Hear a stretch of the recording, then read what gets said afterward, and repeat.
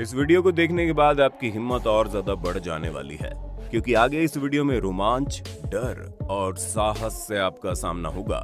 लेकिन इसके लिए आपको इस वीडियो को अंतिम तक देखना पड़ेगा। तो तैयार हैं आप? सब कुछ ठीक था। उस दिन लंदन का मौसम भी बिल्कुल साफ था। एक आदमी को अचानक से अपने गार्डन में कोई भारी चीज गिरने की आवाज आती है।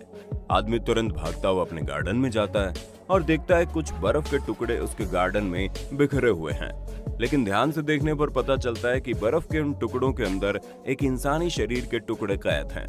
वहीं दूसरी तरफ उसके घर से लगभग 30 किलोमीटर दूर लंदन का सबसे व्यस्त हवाई अड्डा हिथ्रो एयरपोर्ट पर एक हवाई जहाज लैंड करता है। हवाई जहाज में दोबारा ईंधन भरने वाले और हवाई जहाज में मौजूद सामान को बाहर निकालने वाले कुछ कर्मचारी दौड़ते हुए हवाई जहाज तक पहुंचते हैं। तभी उनकी नजर पड़ती है कि हवाई जहाज के लैंडिंग गियर के पास एक आदमी पड़ा हुआ है। किसी को समझ ही नहीं आता कि एक घायल आदमी वहां पहुंचा कैसे। उसे तुरंत अस्पताल पहुंचाया जाता है। लेकिन 3 दिनों के बाद जब आदमी होश में आता है तो उससे पूछा जाता है वो कौन है और वहां कैसे आया। उसके बाद उस इंसान का जवाब सुनकर हवाई जहाज के कर्मचारियों सहित अस्पताल के हर एक डॉक्टर की भी आंखें खुली की खुली रह जाती हैं। अब आगे आप ओ माय गॉड कहें, उससे पहले आगे सुनिए क्या होता है।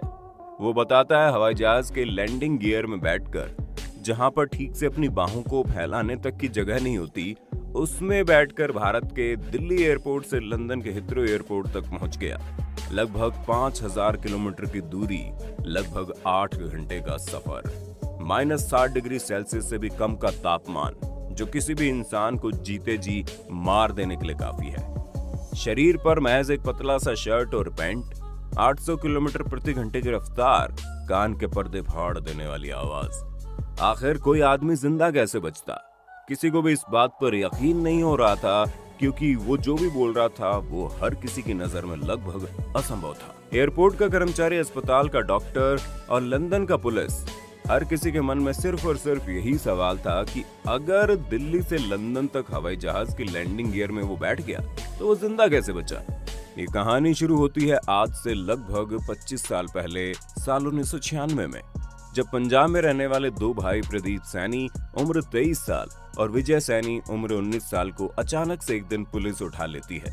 पुलिस को कहीं से खबर लग जाती है कि वे दोनों भाई खालिस्तानी आतंकवादियों के संपर्क में हैं। वे दोनों भाई अपने आप को बेगुनाह साबित करने के लिए तरह तरह के सबूत पेश करते हैं। लेकिन आए दिन पुलिस उन्हें पूछताछ के लिए या तो घर पर आ जाती है या उन्हें उठाकर पुलिस स्टेशन लेकर चली जाती है। उनके मोहल्ले में भी उनके ऊपर आतंकवादी होने का लगभग मोहर लग चुका था और यहीं से शुरू होता है वो खतरनाक सफर। ये दोनों भाई गैराज में कार मैकेनिक का काम करते थे और पुलिस से इतना अधिक परेशान हो चुके थे कि उन दोनों ने भारत छोड़कर किसी और देश जाने का निर्णय कर लिया। अक्सर आपने देखा होगा कि पंजाब या फिर हरियाणा में रहने वाले लोग विदेशों में रहने के बड़े शौकीन होते हैं। उन दोनों भाइयों के कुछ रिश्तेदार और दोस्त ऐसे थे जो लंदन में रहते थे। वे दोनों भाइयों ने सोचा कि क्यों ना भारत छोड़कर लंदन में जाकर बस जाया जाए। लेकिन एक नॉर्मल से कार मैकेनिक के लिए भारी भरकम पैसे खर्च करके पासपोर्ट, वीजा और हवाई जहाज का टिकट ये सब करवाना असंभव था। लेकिन पुलिस से परेशानी की वजह से प्रदीप सैनी और विजय सैनी किसी भी कीमत पर भारत छोड़कर ब्रिटेन चले जाना चाहते थे। और यही वजह है कि वे दोनों एक ऐसे आदमी के संपर्क में आ गए जो पेशे से एक तस्कर था, यानी स्मगलर। उस तस्कर ने बताया कि वो उन लोगों को एक ऐसा तरीका बताएगा कि बिना पासपोर्ट और वीजा के वो ब्रिटेन पहुंच सकते हैं। इसके लिए उस स्मगलर ने उन दोनों भाइयों से एक मोटी रकम भी वसूली, जितना कि वो भाई दे सकते थे। लेकिन देखते देखते कई महीने का वक्त निकल गया, लेकिन वो तस्कर उन दोनों भाइयों के लिए कोई भी खास काम नहीं कर पाया और पैसे भी खा गया। जिसके बाद इन दोनों ने सोचा कि क्यों ना कैसे भी करके वो दोनों अपने दम पर ब्रिटेन के लिए निकल लें। काफी सोच विचार के बाद सितंबर 1996 में ये दोनों पंजाब के अपने गांव से निकलकर देश की राजधानी दिल्ली पहुंच गए। ब्रिटेन जाने के लिए इन लोगों के पास पैसे नहीं थे, जिसके बाद इन दोनों भाइयों को तस्कर जिस तरीके को बताया था, बिल्कुल उसी गैर कानूनी तरीके से ब्रिटेन जाने की इन्होंने ठान ली। वे दोनों हर रोज इंदिरा गांधी इंटरनेशनल एयरपोर्ट पर पहुंचकर वहां की छानबीन करनी शुरू कर देते। वे दोनों भाई हर रोज एयरपोर्ट के पास जाते थे और देखते थे ऐसी कौन सी कमी है जिसका फायदा उठाकर वो दोनों एयरपोर्ट में एंट्री कर सकते हैं। हालांकि आज के वक्त में तो किसी भी छोटे से छोटे एयरपोर्ट पर भी बहुत अधिक सिक्योरिटी होती है, लेकिन साल 1996 के वक्त में एयरपोर्ट पर आज की तुलना में बहुत ही कम सिक्योरिटी होती थी, जिसके बाद लगभग 10 दिनों तक छानबीन करने के बाद इन दोनों भाइयों को एक बात समझ में आ गई कि मेन गेट से अंदर घुसना असंभव है। और उन लोगों ने एयरपोर्ट के रनवे के पीछे एक दीवार को देखा जिसकी ऊंचाई बहुत कम थी और वहां से कूदकर एयरपोर्ट के अंदर जाना बहुत आसान था। वे लोग सितंबर में दिल्ली पहुंचे थे और छानबीन करते करते अक्टूबर 1996 का वक्त आ गया। एक दिन उन लोगों ने अपने साथ खाने पीने की चीजें कलेक्ट की और उसी दीवार के सहारे एयरपोर्ट के अंदर रात के वक्त एंट्री ले गए। अब इन दोनों ने लगभग 2-3 दिनों तक इस बात की जांच पड़ताल की इनमें से कौन सा हवाई जहाज किस वक्त आता है जो ब्रिटेन के लिए रवाना होता है। वे दोनों भाई पढ़े लिखे भी थे, इसलिए उन्हें इस चीज का पता करने में ज्यादा वक्त नहीं लगा। लगभग 2 दिनों तक उन्होंने देखा कि रात के वक्त एक हवाई जहाज आता है जो वहां से ब्रिटेन के लिए रवाना होता है और वो हवाई जहाज इंदिरा गांधी इंटरनेशनल एयरपोर्ट के रनवे पर आ चुका था। ग्राउंड स्टाफ उस हवाई जहाज में फ्यूल भरते हैं, लगेज भरते हैं और हर एक सामान लोडेड होने के बाद ग्राउंड स्टाफ वहां से हट जाते हैं।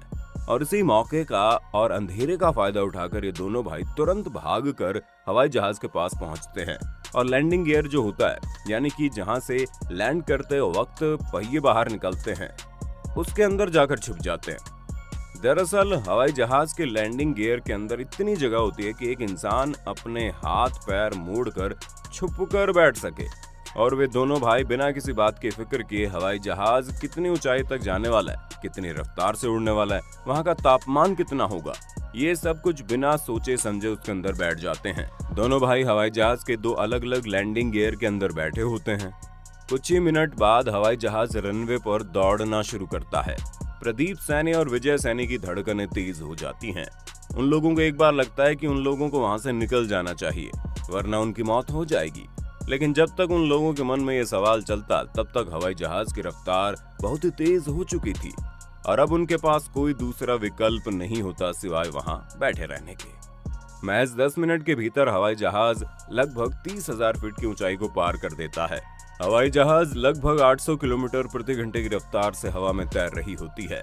हवा के टकराव से हवाई जहाज कंपन करता है और लैंडिंग गियर के अंदर का माहौल ऐसा होता है जैसे 15 या 20 की तीव्रता वाला कोई भूकंप आ गया हो। हवाई जहाज के इंजन में इतना भयंकर आवाज होता है कि उन दोनों भाइयों को ऐसा लगता है कि उनके कान के पर्दे फट जाएंगे। हवाई जहाज के इंजन से इतनी तेज आवाज आती है कि वो दोनों भाई आपस में बातचीत नहीं कर पाते हैं। उन दोनों को एक दूसरे की जरा से भी आवाज नहीं आती।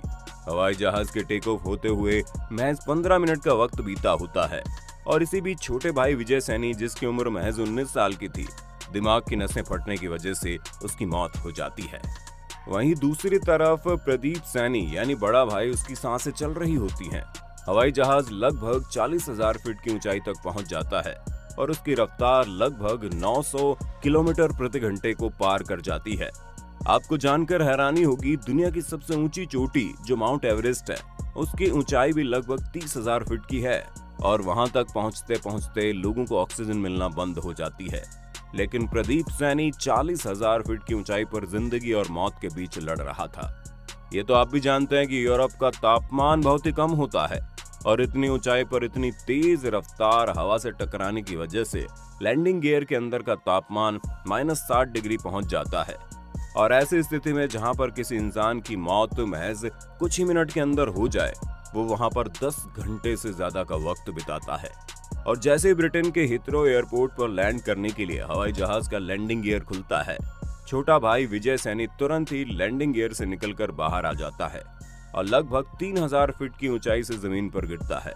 हालांकि उसकी मौत तो पहले ही हो चुकी थी, लेकिन लैंडिंग गियर से गिरने की वजह से उसके शरीर क्षत विक्षत हो जाते हैं। लेकिन प्रदीप सैनी, जिसका दिमाग काम करना बंद कर दिया था, जिसका न्यूरॉन सिस्टम काम करना बंद कर दिया था, वो उस अजीबोगरीब हालात में भी जिंदा बच जाता है। डॉक्टर उसे देखने के बाद यकीन नहीं कर पाते कि कोई इंसान इस विकट परिस्थिति में भी जिंदा रह सकता है। कुछ दिनों के इलाज के बाद वो पूरी तरह ठीक हो जाता है, लेकिन उसके ऊपर एक लंबा चौड़ा केस चलता है। 1996 से शुरू हुआ, इस साल 2014 में आकर खत्म होता है वो केस और ब्रिटेन की एक अदालत एक ऐतिहासिक फैसला सुनाती है। अदालत का कहना है कि वो दोनों भाई मौत का सामना करते हुए यानी कि लैंडिंग गियर में बैठकर भारत से लंदन आ गए। कोई ऐसा करने की हिम्मत तभी कर सकता है जब उसके सामने कोई बहुत बड़ी समस्या हो, और लंदन की वो अदालत प्रदीप को लंदन में रहने की इजाजत देती है और लंदन की नागरिकता भी देती है। आज प्रदीप ब्रिटेन के उसी हिथरो एयरपोर्ट पर काम करता है, लेकिन उसे आज भी अफसोस है कि उसके एक गलत फैसले की वजह से उसने अपने छोटे भाई को हमेशा के लिए खो दिया। वीडियो अच्छी लगे तो लाइक कीजिए, हमारे चैनल को सब्सक्राइब करके बेल आइकन ऑन करना बिल्कुल मत भूलना, क्योंकि हम आपके लिए हर रोज ऐसे इंटरेस्टिंग वीडियोस लाते रहते हैं।